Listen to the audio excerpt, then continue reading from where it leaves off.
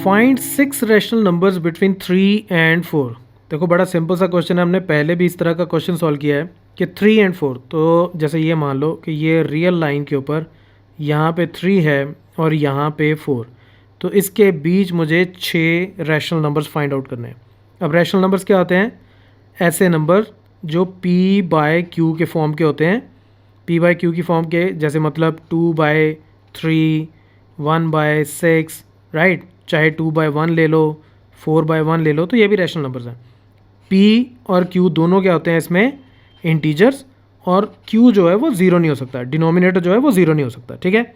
अब rational numbers find out करने का बहुत सारे मेथड्स हैं, ठीक है, लेकिन जो आपके टेक्स्ट बुक के हिसाब से, आपके एग्जामिनेशन पॉइंट ऑफ व्यू के हिसाब से जो 2 मेथड हैं वो क्या हैं, हम उसके बारे में बात करते हैं। वो ये है कि सबसे पहले ये जो दोनों नंबर्स हैं इनका मिड पॉइंट लो। मिड पॉइंट कैसे लोगे?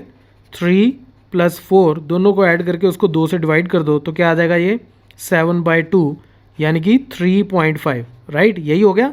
तो ये जो मेरा पॉइंट है ये 3.5 होगा, राइट।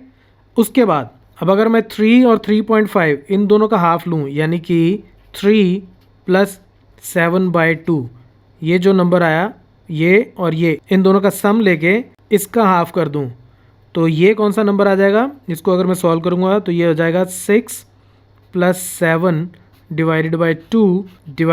2, ठीक है। तो पहले तो मैंने इन दोनों का अंदर एलसीएम लिया 2, तो 2 × 3 = 6, 7 का 7, तो ये इतना आ गया। तो यानी कि ऊपर कितना आ गया? 13, और नीचे कितना आ गया? 2 × 2 कितना हो गया? 4। तो यहाँ पे ये जो नंबर है ये हो गया 13/4। तो अब मैं इसके आगे और नहीं सॉल्व कर रहा। अब इसी तरीके से दिस प्लस दिस, इसको ऐड करो और उसका हाफ कर दो। चाहे आप इधर कर लो दिस प्लस दिस, इन दोनों को ऐड करो, उसका हाफ कर लो।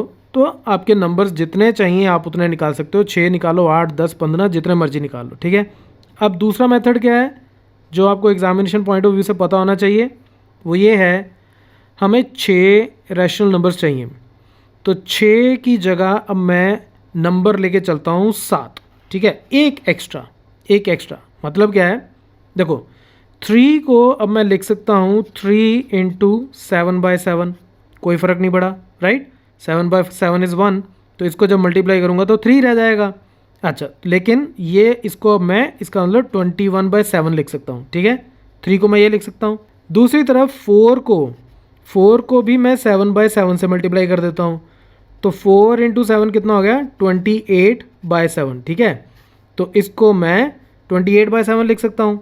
यानी कि मैं यहाँ पे अगर इसको लिखूँ तो 3 की जगह मैं लिख देता हूँ 21/7 और 4 की जगह मैं लिख देता हूँ 28/7, कोई फ़र्क नहीं पड़ा। ये 3 है और ये 4 है। अब इसके बाद मैं इसको लिखूँ 22/7, 23/7, 24/7, 25/7, 26/7 एंड 27/7।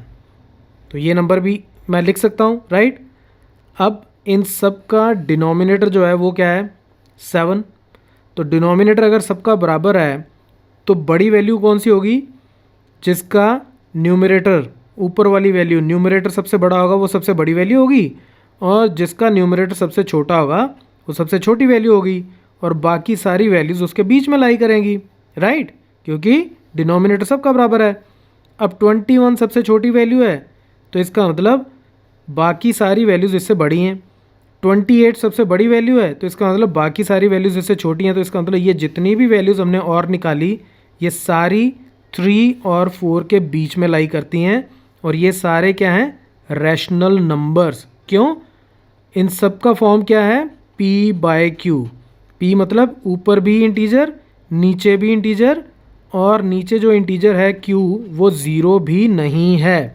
तो इसका मतलब ये 1, 2, 3, 4, 5, 6, तो मैंने 6 रैशनल नंबर्स इस मेथड से निकाल दिए 3 और 4 के बीच में, राइट। तो बेसिक फंडा क्या है? 6 रैशनल नंबर पूछे गए हैं तो 7/7 से मल्टीप्लाई करो। अगर 7 रैशनल नंबर पूछे जाएंगे तो 8/8 से मल्टीप्लाई करो। अगर 17 पूछे जाएंगे तो 18/18 से मल्टीप्लाई करो, और फिर उसके बाद न्यूमरेटर में एक एक ऐड करके आप ये नंबर्स निकाल सकते हो, राइट।